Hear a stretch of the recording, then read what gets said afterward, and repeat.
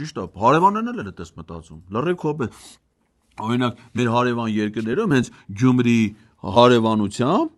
այնտեղ թուրք-ադրբեջանական կանոնավոր զորավարություններ են անցկացվում, մինչև հիմա տարեկան մինչև 25 հատ, այդ զորավարություններում ներգրավում են նաև տանկային ստորաբաժանումներ, խաղարկվում է տանկային գրոհ, հարձակման սցենար, այնտեղ էլ են, եւ որ այնտեղ Պետրոս ջան, այդպես խաղաղասիրական տրամադրություններ ունեն այդ մարդիկ։ Մեր հարևան, մենք ոչ եկեք հալ ուրիշ տեղը։ Հիմա այն մարդիկ էլ խաղաղասիրական նպատակներով, տանկերով, հրետանիով, անոթ հաճու թռչող սարքերով, այդ բայրակտարներով են ասում գա այդ մեր մի հատ գործան են դրել նոր